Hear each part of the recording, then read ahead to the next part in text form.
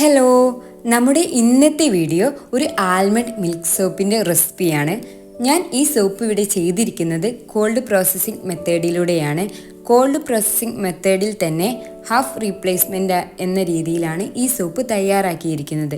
Half replacement എന്നാൽ നമ്മൾ എടുക്കുന്ന DM വാട്ടറിൻ്റെ 1/4 ഭാഗം DM വാട്ടറും ബാക്കി ഭാഗം ഫ്രഷ് മിൽക്കോ അല്ലെങ്കിൽ ഫ്രഷ് ജ്യൂസോ ചേർത്ത് സോപ്പ് തയ്യാറാക്കുന്ന രീതിക്കാണ് ഹാഫ് റീപ്ലേസ്മെൻറ്റ് എന്ന് പറയുന്നത്. ഈ രീതിയിൽ സോപ്പുകൾ നമ്മൾ തയ്യാറാക്കുമ്പോൾ മിൽക്ക് നമുക്ക് ഐസ് ക്യൂബായിട്ട് മാറ്റേണ്ട ആവശ്യമില്ല. മിൽക്ക് ഡയറക്റ്റായിട്ട് ഓയിലിൽ ചേർത്ത് കൊടുത്തിട്ട് നമുക്ക് ഈ മിൽക്ക് സോപ്പ് തയ്യാറാക്കാവുന്നതാണ്. DM വാട്ടറിൽ ഒരു നൈറ്റ് ഫുള്ള് കുതിർത്തിട്ട് അതിൻ്റെ തൊലിയൊക്കെ കളഞ്ഞിട്ടാണ് ഞാനിവിടെ ആൽമണ്ട്സ് മിൽക്കാക്കി എടുക്കാൻ വേണ്ടിയിട്ട് എടുത്തിരിക്കുന്നത്. ഈ രീതിയിലുള്ള സോപ്പുകളൊക്കെ ചെയ്യുമ്പോൾ നമ്മൾ DM വാട്ടർ മാത്രം എടുക്കുവാൻ വേണ്ടിയിട്ട് പ്രത്യേകം ശ്രദ്ധിക്കുക. അല്ലാത്ത പക്ഷം നമ്മളുടെ സോപ്പിൻ്റെ ഷെൽഫ് ലൈഫ് കുറയുന്നതായിരിക്കും. ഈ രീതിയിൽ ആൽമണ്ട് മിൽക്ക് തയ്യാറാക്കി എടുക്കുമ്പോൾ വളരെ ശ്രദ്ധിക്കണം. ആദ്യം തന്നെ ഒരുപാട് DM വാട്ടർ ഒഴിച്ച് കൊടുക്കരുത്. കുറച്ച് വെള്ളം ഒഴിച്ച് ഒന്ന് പേസ്റ്റാക്കി വീണ്ടും കുറച്ചുകൂടെ വെള്ളം ഒഴിച്ച് നമുക്ക് നല്ല തിക്കായിട്ടുള്ള ആൽമണ്ട് മിൽക്ക് തയ്യാറാക്കി എടുക്കാവുന്നതാണ്. ഞാനിവിടെ ആദ്യം നല്ല പേസ്റ്റാക്കിയിട്ടാണ് എനിക്ക് കിട്ടിയത്. വീണ്ടും ഞാൻ കുറച്ചുകൂടെ DM വാട്ടർ ആഡ് ചെയ്ത് ഒന്ന് ബ്ലെൻഡ് ചെയ്ത് കൊടുത്തപ്പം നല്ല മിൽക്കായിട്ട് എനിക്ക് പിന്നീട് കിട്ടിയിട്ടുണ്ടായിരുന്നു. അപ്പോൾ നിങ്ങൾ ഒരുപാട് വെള്ളം ആദ്യം തന്നെ ഒഴിച്ചു കൊടുക്കാതിരിക്കാൻ വേണ്ടിയിട്ട് പ്രത്യേകം ശ്രദ്ധിക്കുക. അങ്ങനെ വെള്ളം ഒഴിക്കുമ്പോൾ നമുക്ക് കിട്ടുന്ന ഗുണം അത് ഒരുപാട് ലൂസാകുമ്പോൾ അത്രയും നമുക്ക് ആ മിൽക്കിൻ്റെ ഗുണം നഷ്ടപ്പെടും. സോ നല്ല കട്ടി തന്നെയുള്ള പാലായിട്ട് കിട്ടാൻ വേണ്ടിയിട്ട് നല്ലോണം ശ്രദ്ധിക്കുക. ലൈ അളന്നെടുക്കുന്നതും അതുപോലെ തന്നെ DM വാട്ടർ അളന്നെടുക്കുന്നതൊന്നും ഞാൻ വീഡിയോയിൽ കൊടുത്തിട്ടില്ല. നമ്മൾ ഇത്രയും അളവുകളൊക്കെ എടുക്കുന്തോറും വീഡിയോ നല്ല ലോങ് ആയിട്ട് നല്ല ലെങ്ത്തുള്ള വീഡിയോ ആയിട്ട് മാറും. അതുകൊണ്ടാണ് ഞാൻ അതൊന്നും അളന്നെടുക്കുന്നത് കൊടുക്കാത്തത്. അതുപോലെ തന്നെ ഞാൻ 2-3 പ്രാവശ്യമായിട്ട് ഈ വീഡിയോയിൽ ഞാൻ എഴുതിയ നോട്ട്സ് കാണിക്കുന്നുണ്ട്. അളവുകളുടെ കൃത്യമായിട്ട് ഓയിൽസും DM വാട്ടറും കാസ്റ്റിക് സോഡയും എത്രയാണ് അളവുകൾ എടുത്തിരിക്കുന്നത് എന്നും അത് ഹാഫ് റീപ്ലേസ്മെൻറ്റ് ചെയ്യുമ്പോൾ എങ്ങനെയാണ് അളവ് വരുന്നതെന്നും നല്ല ഡീറ്റെയിൽ ആയിട്ട് എഴുതിയ നോട്ട് ഞാൻ ഇടയ്ക്കിടയ്ക്ക് വീഡിയോയിൽ കാണിക്കുന്നുണ്ട്. അപ്പോൾ നിങ്ങൾക്ക് അത് നോക്കിയിട്ട് ഈസി ആയിട്ട് ഇതുപോലെ തന്നെ സോപ്പ് ചെയ്യാവുന്നതാണ്. നിങ്ങൾ പ്രിപ്പയർ ചെയ്യുമ്പോൾ കുറഞ്ഞ ക്വാണ്ടിറ്റി കാസ്റ്റിക് സോഡ ആയിക്കോട്ടെ കൂടിയ അളവായിക്കോട്ടെ എത്ര തന്നെ ആയാലും കാസ്റ്റിക് സോഡ നിങ്ങൾ ഉപയോഗിക്കുമ്പോൾ നിർബന്ധമായിട്ടും ഗ്ലൗസും അതുപോലെ തന്നെ സൺ പ്രൊട്ടക്ഷൻ ഗ്ലാസും മാസ്കും വെയർ ചെയ്യുക എന്നത് നിർബന്ധമാണ്. നിങ്ങൾ എത്ര ഇയർ എക്സ്പീരിയൻസ് ഉള്ള ഒരാളായിക്കോട്ടെ, ഇനി തുടക്കത്തിലായിട്ട് ആദ്യമായിട്ടൊക്കെ സോപ്പ് ചെയ്യുന്ന ആളാണ് എങ്കിലും എപ്പോഴും നമ്മൾ കാസ്റ്റിക് സോഡ ഉപയോഗിക്കുമ്പോൾ ഇതുപോലെ തന്നെയുള്ള സേഫ്റ്റി റൂൾസ് ഫോളോ ചെയ്യാൻ വേണ്ടിയിട്ട് നിർബന്ധമായിട്ടും ശ്രദ്ധിക്കുക. അത് നിങ്ങളുടെ സേഫ്റ്റിക്ക് വേണ്ടിയിട്ടാണ്. നമ്മുടെ ഈ കാസ്റ്റിക് സോഡ വെള്ളവുമായിട്ട് ചേരുമ്പോൾ നന്നായിട്ട് ഹീറ്റാവുന്ന ഒരു സാധനമാണ്. അപ്പോൾ അത് നമ്മുടെ എങ്ങാനും ഏതെങ്കിലും രീതിയിൽ നമുക്കതൊരിക്കലും ഒരു ബുദ്ധിമുട്ട് വരുത്താതിരിക്കാൻ വേണ്ടിയിട്ടാണ്, നമ്മളുടെ സേഫ്റ്റിക്ക് വേണ്ടിയിട്ടാണ്. ഹൈജീനാണ് അത് വേറൊരു പക്ഷം. പക്ഷേ ഈ കാസ്റ്റിക് സോഡ യൂസ് ചെയ്യുമ്പോൾ നിർബന്ധമായിട്ടും വെയർ ചെയ്യണം എന്ന് പറയാൻ കാരണം നമ്മളുടെ സേഫ്റ്റിക്ക് കൂടി വേണ്ടിയിട്ടാണ്. അപ്പോൾ അത് മറക്കാതിരിക്കാൻ വേണ്ടിയിട്ട് ശ്രദ്ധിക്കുക. ഈ നോട്ടിൽ കൊടുത്തിരിക്കുന്ന അതേ അളവിൽ തന്നെ ഞാനിവിടെ ഓയിൽസൊക്കെ അളന്നെടുത്ത് വെച്ചിട്ടുണ്ട്. ഇനി നമുക്ക് ഈ ഓയിൽസിലേക്ക് ചേർക്കാനുള്ളത് 2 ഇൻഗ്രീഡിയൻസ് ആണ്. ഒന്ന് കൊക്കോ ബട്ടറും അതേപോലെ തന്നെ മറ്റൊന്ന് ആൽമണ്ട് മിൽക്കുമാണ്. അപ്പോൾ നമുക്ക് ആദ്യം നമ്മുടെ ഈ ഓയിൽസ് എല്ലാം നന്നായിട്ട് മിക്സാക്കാം. നന്നായിട്ട് ബ്ലെൻഡർ ഉപയോഗിച്ച് ഈ ഓയിൽസ് മിക്സാക്കിയതിന് ശേഷം നമുക്ക് അതിലേക്ക് ആദ്യം കൊക്കോ ബട്ടറും പിന്നീട് ആൽമണ്ട് മിൽക്കും ചേർത്ത് കൊടുക്കാവുന്നതാണ്. അപ്പോൾ നമ്മുടെ ആൽമണ്ട് മിൽക്ക് എടുത്തിരിക്കുന്നത് അളവ് കൃത്യമായിട്ട് നമ്മുടെ ഹാഫ് റീപ്ലേസ്മെൻറ്റിൽ ചെയ്യുമ്പം അതിൽ വരുന്ന അതേ അളവിലായിട്ട് ഞാനിവിടെ അളന്നെടുക്കുന്നുണ്ട്. നമ്മളുടെ സോപ്പ് ഏറ്റവും പെർഫെക്റ്റായിട്ട് വരണം എന്നുണ്ടെങ്കിൽ അളവുകൾ എപ്പോഴും കൃത്യമായിരിക്കുവാൻ വേണ്ടിയിട്ട് നിങ്ങളെല്ലാവരും പ്രത്യേകം ശ്രദ്ധിക്കണം. അളവുകളിൽ ചെറിയൊരു വേരിയേഷൻ, അതായത് 1-2 ഗ്രാം കൂടുകയോ കുറയുകയോ ചെയ്താൽ അത്ര പ്രശ്നമില്ല. പക്ഷെ അതിൽ കൂടുതൽ വരുമ്പോൾ എപ്പോഴും അത് നമ്മളുടെ സോപ്പ് ഒന്നെങ്കിൽ കട്ടിയാവാതിരിക്കാനോ അല്ലെങ്കിൽ ഓവർ ഹാർഡായിട്ട് നമുക്ക് കട്ട് ചെയ്യാൻ കഴിയാത്ത രൂപത്തിൽ അത്രയും കട്ടിയാവുകയോ ചെയ്യും. സോ നിങ്ങൾ അളവുകൾ എപ്പോഴും മിൽക്ക് ആയിക്കോട്ടെ, നമ്മൾ ചേർക്കുന്ന ഓയിൽസ് ആയിക്കോട്ടെ, ബട്ടേഴ്സ് ആയിക്കോട്ടെ, ഇനി കാസ്റ്റിക് സോഡ ആയിക്കോട്ടെ, എന്തും നമ്മൾ എടുക്കുന്ന കാസ്റ്റിക് സോഡയൊക്കെ അളന്നെടുക്കുമ്പോൾ പ്രത്യേകം ശ്രദ്ധിക്കണം. 1 ഗ്രാം പോലും കൂടാതെ ഇരിക്കാൻ വേണ്ടിയിട്ട് പ്രത്യേകം ശ്രദ്ധിക്കുക. എന്നാൽ ഓയിൽസ് 1-2 ഗ്രാം കൂടിയാലും നമുക്ക് അത്ര തന്നെ വിഷയമില്ല. അപ്പോൾ ഓയിൽസ് ആയാലും നമ്മുടെ മിൽക്ക് ആയാലും എല്ലാം അളവുകൾ എപ്പോഴും പെർഫെക്റ്റ് ആയിട്ട് ഇരിക്കാൻ വേണ്ടിയിട്ട് നിങ്ങളെല്ലാവരും ശ്രദ്ധിക്കുക. ആൽമണ്ട് മിൽക്കും കൊക്കോ ബട്ടറും ചേർക്കുന്നതിന് മുൻപേ ഓയിൽസ് നന്നായിട്ട് ബ്ലെൻഡ് ചെയ്ത് കൊടുക്കുന്നുണ്ട്.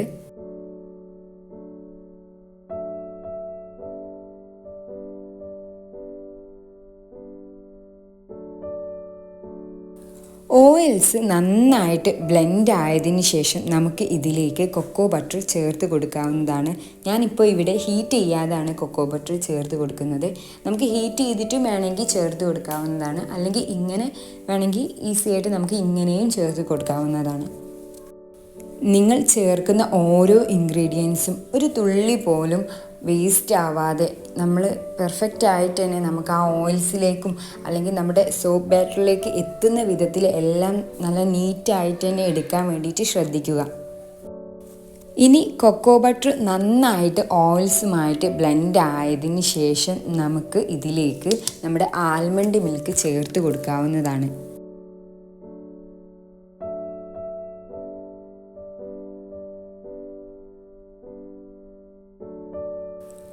കൊക്കോ ബട്ടർ നന്നായിട്ട് നമ്മളുടെ ഓയിൽസുമായിട്ട് ബ്ലെൻഡ് ആയിട്ടുണ്ട്. ഇനി നെക്സ്റ്റ് നമുക്ക് നമ്മളുടെ ആൽമണ്ട് മിൽക്ക് ഓയിൽസിലേക്ക് ചേർത്ത് കൊടുക്കാവുന്നതാണ്.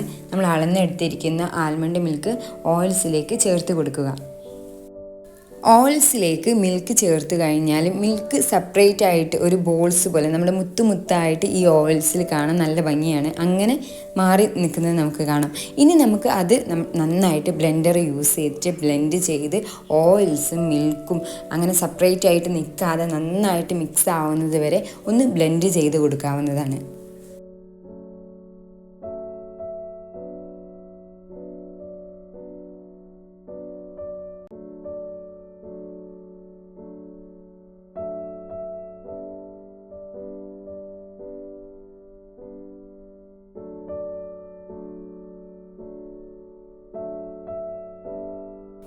എപ്പോഴും ഒരു തെർമോമീറ്റർ ഉപയോഗിച്ച് ഓയിൽസിൻ്റെയും അതുപോലെ തന്നെ ലൈവ് സൊല്യൂഷൻ്റെയും ടെമ്പറേച്ചർ ചെക്ക് ചെയ്തതിന് ശേഷം മാത്രമേ മിക്സ് ചെയ്യുവാൻ പാടുള്ളൂ.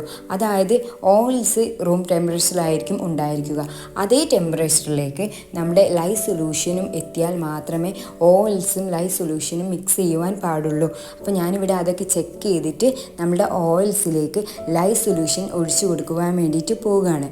അങ്ങനെ ലൈവ് സൊല്യൂഷൻ ഓയിൽസിലേക്ക് ഒഴിച്ചു കൊടുക്കുമ്പോൾ പ്രത്യേകം നമ്മളൊരു അരിപ്പ് ഉപയോഗിച്ചിട്ട് മാത്രം ഒരു ഫിൽറ്റർ ചെയ്തിട്ട് മാത്രമേ നമ്മൾ ഓയിൽസിലേക്ക് ലൈവ് സൊല്യൂഷൻ ഒഴിക്കാൻ പാടുള്ളൂ.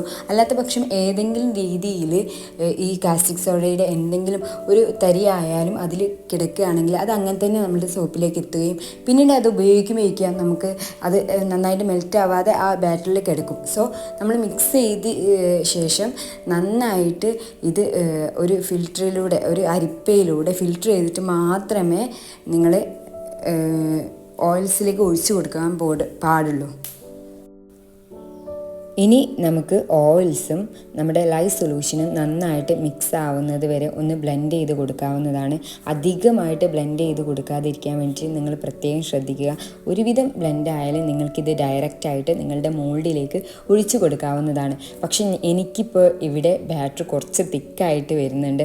അതെന്താ അതിൻ്റെ റീസൺ എന്ന് വെച്ചാൽ ഞാൻ ഒരു പെൻസിൽ ലൈൻ എന്ന് പറയും, അതായത് നമ്മുടെ ഈ സോപ്പിൻ്റെ നടുവിലൊക്കെ ഒരു ലൈൻ പോലെ വരുന്ന രീതിക്ക് ഒന്ന് ഡിസൈൻ ചെയ്യാൻ വേണ്ടിയിട്ട് ആദ്യം ഞാനൊരു വേറൊരു പാത്രത്തിലേക്ക് കുറച്ച് ഇതിന്ന് ബാറ്റർ എടുത്ത് അത് നന്നായിട്ട് ബ്ലെൻഡ് ചെയ്ത് ഒന്ന് തിക്കാക്കിയിട്ട് അത് മോൾഡിലേക്ക് ഒഴിച്ച് അതിൽ ഞാൻ ഒരു ഷേപ്പ് കട്ട് ചെയ്ത് വെച്ചിട്ടുണ്ട്. ഒരു മലയുടെയൊക്കെ ഷേപ്പ് വരുന്നത് ഒന്ന് കട്ട് ചെയ്ത് വെച്ചിട്ടുണ്ട്. അപ്പോൾ ആ രീതിയിലേക്ക് ചെയ്യാൻ വേണ്ടിയിട്ട് ആദ്യം ഒരു പാത്രത്തിലേക്ക് ഒഴിച്ച് അത് നന്നായിട്ടൊന്ന് ബ്ലെൻഡ് ചെയ്ത് പിന്നെ അത് മോൾഡിലേക്ക് ഒഴിച്ച് ആ ഇതുകൊണ്ട് അത് നിങ്ങൾക്ക് കാണുമ്പോൾ മനസ്സിലാവും അതെന്താ പറയാമെന്ന് എനിക്കിപ്പോൾ പറഞ്ഞു തരാൻ അറിയില്ല. അപ്പോൾ ഓരോ ഷേപ്പൊക്കെ ഉണ്ടാകുമല്ലോ. അപ്പോൾ നമ്മൾ ഈ കേക്ക് ഡിസൈനൊക്കെ ചെയ്യുമ്പോണ്ടാവില്ല ഓരോ ഷേപ്പുകളിൽ നമ്മളുടെ അച്ചുകൾ, അതേപോലെ ഞാനൊരു മലയുടെ അച്ച് ഇവിടെ ആക്കി വെച്ചിട്ടുണ്ട്. ഞാൻ തന്നെ സ്വയം കട്ട് ചെയ്ത് വെച്ചിരിക്കുകയാണ്. അപ്പോൾ ആ ഒരു ഇതുകൊണ്ട് നമ്മളുടെ മോൾഡിൽ ഒന്ന് വടിച്ചെടുത്തതിന് ശേഷം വീണ്ടും അതിലേക്ക് ഞാൻ റെഡ് സാൻഡൽവുഡ് പൗഡർ ആഡ് ചെയ്ത് അതിലൊരു ലൈൻ വരുന്ന രൂപത്തിൽ, സോപ്പ് കട്ട് ചെയ്യുമ്പോൾ ഒരു ലൈൻ വരുന്ന രൂപത്തിൽ ഒന്ന് റെഡ് സാൻഡൽവുഡ് പൗഡർ ആഡ് ചെയ്ത് കൊടുത്ത് വീണ്ടും അതിൻ്റെ മുകളിലേക്ക് നമ്മളുടെ ഈ സോപ്പ് ബാറ്റർ ഒഴിച്ച് ഒന്ന് തട്ടി കൊടുത്തിട്ട് ഡിസൈൻ ചെയ്യാമെന്ന് വിചാരിക്കുകയാണ്. ഞാൻ ഫസ്റ്റ് ടൈമാണ് ഇങ്ങനെ ചെയ്യുന്നത്. ഇതിനു മുൻപേ മറ്റു യൂട്യൂബ് ചാനലിലൊക്കെ അങ്ങനെ ചെയ്യുന്ന വീഡിയോസൊക്കെ കണ്ടിട്ടുണ്ട്. പക്ഷേ എനിക്കിത് എത്രത്തോളം പെർഫെക്റ്റ് ആയിട്ട് ഈ ഡിസൈൻ വരുന്നൊന്നും എനിക്കറിയില്ല. ഞാൻ ജസ്റ്റ് ഒന്ന് നമുക്ക് ട്രൈ ചെയ്യാമല്ലോ, എന്തും ഒരിക്കലും ഫസ്റ്റ് ടൈം തന്നെ നമ്മൾ ചെയ്യുമ്പം പെർഫെക്റ്റായി വരണമെന്ന് എവിടെയില്ല. നമ്മളിങ്ങനെ ചെയ്തിട്ടാണ് ഓരോ കാര്യങ്ങളും പഠിക്കുക. അപ്പോൾ എനിക്ക് ആ ഒരു ഡിസൈൻ കണ്ടപ്പം ഞാൻ ജസ്റ്റ് ഒരു ലൈൻ മാത്രം ഇടുന്നതേ കണ്ടിട്ടുള്ളൂ. ഈസി ആയിട്ട് ഇതുപോലെ വടിച്ചിട്ട് പിന്നെ അതിൻ്റെ മുകളിൽ തട്ടിക്കൊടുത്ത് വീണ്ടും ബാറ്റർ ഇടുന്നതേ കണ്ടിട്ടുള്ളൂ. അപ്പോൾ എനിക്ക് കുറച്ചുകൂടി ഡിഫറെൻ്റ് ആക്കാമെന്ന് വിചാരിച്ചിട്ട് ഞാനൊരു ഷേപ്പൊക്കെ കട്ട് ചെയ്തെടുത്ത് ആ ഒരു ഷേപ്പിലേക്ക് ആ ഒരു പെൻസിൽ ലൈൻ വരുമോ എന്നൊക്കെ ചെക്ക് ചെയ്യാമെന്ന് കരുതിയിട്ട് ഒന്ന് ചെയ്തതാണ്. അപ്പോൾ ഇത് എത്രത്തോളം പെർഫെക്റ്റ് ആയിട്ട് വന്നിട്ടുണ്ടെന്ന് അറിയണമെന്നുണ്ടെങ്കിൽ ഈ സോപ്പ് നമ്മൾ കട്ട് ചെയ്തെടുക്കുമ്പോഴേ നമുക്ക് അറിയാൻ കഴിയുള്ളൂ. അതിൻ്റെ മുൻപേ ആ ഡിസൈൻ എങ്ങനെയാണ് ഏത് തോതിലാണെന്ന് വരികയെന്ന് എനിക്കറിയില്ല. പക്ഷെ ഞാൻ ട്രൈ ചെയ്തു. ഇനി മേ ബി ഇത് ഫെയിൽ ആവുകയാണെങ്കിൽ നമുക്ക് ഒന്നുകൂടെ ട്രൈ ചെയ്യുക. അങ്ങനെ തന്നെയാണ് എല്ലാ കാര്യങ്ങളും പഠിക്കുക. ഒരിക്കലും ഒരു കാര്യവും നമുക്ക് ഫസ്റ്റത്തെ അറ്റംപ്റ്റിൽ തന്നെ സക്സസ് ആയാൽ പിന്നെ നമ്മളെല്ലാവരും ലൈഫിൽ ഈ തോൽവി എന്താണെന്നോ അല്ലെങ്കിൽ പ്രയാസം എന്താണെന്നോ അറിയുന്ന ആരുണ്ടാകുക? എല്ലാവരും എല്ലാ രീതിയിലും വിജയിക്കുന്നവരായില്ലേ. അപ്പം ഏത് രീതിയിലായാലും നമ്മൾ ഏത് വർക്ക് ചെയ്യുകയാണെങ്കിലും അതിൽ നമുക്ക് തുടക്കത്തിലൊക്കെ ഒരുപാട് പ്രയാസങ്ങളും ഫെയിലിയറും ഒക്കെ ഉണ്ടാകും. അതിൻ്റെയൊക്കെ ശേഷം മാത്രമേ നമ്മളുടേത് പെർഫെക്റ്റായി വരികയുള്ളൂ. അപ്പോൾ നിങ്ങളും ഏതൊരു കാര്യത്തിലേക്ക് ഇറങ്ങുമ്പോഴും നിങ്ങൾക്ക് തുടക്കത്തിലൊക്കെ ഒരുപാട് തരത്തിലുള്ള ബുദ്ധിമുട്ടുകളും പ്രയാസങ്ങളൊക്കെ ഉണ്ടായിരിക്കും. അത് അവിടെ ഇട്ടിട്ട് നിങ്ങൾ തിരിഞ്ഞു പോവുകയാണെന്നുണ്ടെങ്കിൽ പിന്നീട് നിങ്ങൾക്ക് ഒരിക്കലും എവിടെയും ഒന്നും ലൈഫിൽ കംപ്ലീറ്റ് ചെയ്യാൻ കഴിയാത്ത രൂപത്തിലേക്ക് നിങ്ങൾ എത്തും. അതേസമയം നിങ്ങൾക്ക് എത്ര തന്നെ പ്രയാസം ഉണ്ടാക്കിയാലും നിങ്ങൾ എത്ര തന്നെ നിങ്ങൾക്ക് ഹാർഡ് വർക്ക് എടുക്കേണ്ടി വന്നാലും അതിനെ പൂർത്തീകരിച്ച് അതിനെ ഏറ്റവും പെർഫെക്റ്റായിട്ട് എന്നാണ് നിങ്ങൾ എത്തിക്കുന്നത് അന്നാണ് നിങ്ങൾ ലൈഫിൽ സക്സസ് ആയി എന്ന് പറയാം. ഞാൻ ജസ്റ്റ് ഈ ഒരു ചെറിയ വിഷയത്തിന് ഇങ്ങനെ സംസാരിക്കുന്നത് എന്താ വെച്ചാൽ ചെറിയ ചെറിയ കാര്യങ്ങൾ പോലും നമ്മുടെ ലൈഫിൽ ചെറിയ കാര്യങ്ങളിൽ നിന്നാണ് വലിയ കാര്യങ്ങളിലേക്ക് എത്തുക എന്ന് പലരും പറഞ്ഞ് നമ്മൾ കേട്ടിട്ടില്ലേ. അപ്പോൾ അതുകൊണ്ട് ഇനി മേ ബി ഇതൊരു ഫെയിലിയർ ആകുകയാണെങ്കിൽ ഞാൻ ആദ്യമേ നിങ്ങൾക്ക് ഇങ്ങനെ കുറച്ച് മോട്ടിവേഷൻ നിങ്ങൾക്കും അതുപോലെ തന്നെ എനിക്കും പറഞ്ഞു വെക്കുകയാണ്. അത്ര തന്നെയുള്ളൂ. അപ്പം ഇനി ഈ ഡിസൈൻ എങ്ങനെയാണ് വരികയെന്ന് നമുക്ക് നാളെ ഇൻഷാല്ല ഇത് കട്ട് ചെയ്യുമ്പോൾ നമുക്ക് കാണാവുന്നതാണ്. അപ്പോൾ ഞാനിപ്പോൾ മാക്സിമം എഫേർട്ട് എടുത്തിട്ട് കുറച്ച് കാണാനൊക്കെ കുറച്ചൊരു വൃത്തികേടായിട്ടുണ്ട്. എന്നാലും മാക്സിമം ഞാൻ എഫേർട്ട് എടുത്തത് നീറ്റാക്കാൻ വേണ്ടിയിട്ട് ശ്രമിച്ചിട്ടുണ്ട്. അപ്പോൾ അപ്പോഴേക്കും ഞാൻ ആ ഒരു കുറച്ച് ബാറ്റർ സോപ്പിൽ മോൾഡിൽ ഒഴിച്ച് അത് ആ ഒരു ഡിസൈൻ ചെയ്ത് നമ്മളുടെ ഈ സാൻഡൽവുഡ് പൗഡർ ആഡ് ചെയ്ത് കൊടുക്കുമ്പോഴേക്കും ഈ വലിയ പാത്രത്തിലുള്ള നമ്മളുടെ സോപ്പ് ബാറ്റർ വല്ലാതെ ഒന്ന് തിക്കായിപ്പോയി. അപ്പോൾ ഞാനത് പിന്നീട് ഇമ്മീഡിയറ്റ്ലായിട്ട് വേഗം എടുത്തിട്ട് നമ്മളുടെ മോൾഡിലേക്ക് ഇട്ട് കൊടുക്കുകയാണ്. ഇനി ഇത് നന്നായിട്ട് നീറ്റാകുന്നത് വരെ ചെയ്ത് അത് അവസാനം ആ ഒരു പെർഫെക്റ്റ് ആയതിനു ശേഷം ഞാൻ നിങ്ങൾക്ക് വീഡിയോയിൽ കാണിച്ചു തരുന്നതാണ്. ഇനി ഇത് കട്ട് ചെയ്യുന്നതും അതിൻ്റെ ബാക്കി വീഡിയോസൊക്കെ ഇൻഷാല്ല നാളെ വേറൊരു വീഡിയോ ആയിട്ട് അല്ലെങ്കിൽ ഇനി എപ്പോഴെങ്കിലും അടുത്ത വീഡിയോ ആയിട്ട് ഞാൻ അപ്ലോഡ് ചെയ്യാൻ ശ്രമിക്കുന്നതായിരിക്കും. എല്ലാം കൂടി ഒരുമിച്ച് ചെയ്യുമ്പോൾ എന്താ വെച്ചാൽ നല്ല ലോങ് ആയിട്ടുള്ള ഒരുപാട് ലെങ്ത്തുള്ള ഒരു വീഡിയോ ആയിട്ട് മാറും. അപ്പോൾ നിങ്ങൾക്കത് കാണാനും അത്ര തന്നെ ഇൻട്രസ്റ്റ് ഉണ്ടായിരിക്കുകയില്ല. സോ അതുകൊണ്ടാണ് ഷോർട്ടാക്കിയിട്ട് വീഡിയോസ് ചെയ്യാമെന്ന് കരുതിയത്. ഞാൻ ഇതിന് മുൻപേ ഒക്കെ ഇതുപോലെ തന്നെ സോപ്പുകൾ ചെയ്തിരുന്ന റെസിപ്പീസിൻ്റെ വീഡിയോസൊക്കെ ചെക്ക് ചെയ്താൽ നിങ്ങൾക്ക് മനസ്സിലാവുന്നതായിരിക്കും. 1 അവറും 1.5 അവറൊക്കെ ആയിരിക്കും ആ വീഡിയോസ്. അത്രയും ലെങ്ത്ത് ഒരുപാട് ലോങ് വീഡിയോ ആകാതിരിക്കാൻ വേണ്ടിയിട്ടാണ് ഈ സോപ്പ് കട്ടിങ് ഈ വീഡിയോയിൽ ഉൾപ്പെടുത്താത്തത്. അപ്പോൾ ഇൻഷാല്ല ഇനി അത് അടുത്ത ദിവസങ്ങളിലായിട്ട് ഞാൻ ആ ഒരു കട്ട് ചെയ്യുന്നതും അതിൻ്റെ ബാക്കി കാര്യങ്ങളൊക്കെ സ്റ്റാമ്പ് ചെയ്യുന്നതൊക്കെ ഞാൻ വീഡിയോ അപ്ലോഡ് ചെയ്യുന്നതായിരിക്കും. അപ്പോൾ നിങ്ങൾക്ക് ഇതുപോലെയുള്ള സോപ്പ് മേക്കിങ്ങും വീഡിയോ കാര്യങ്ങളൊക്കെ ഇഷ്ടമാണ് എന്നുണ്ടെങ്കിൽ എൻ്റെ ചാനൽ സബ്സ്ക്രൈബ് ചെയ്യാൻ മറക്കരുത്. Thank you so much.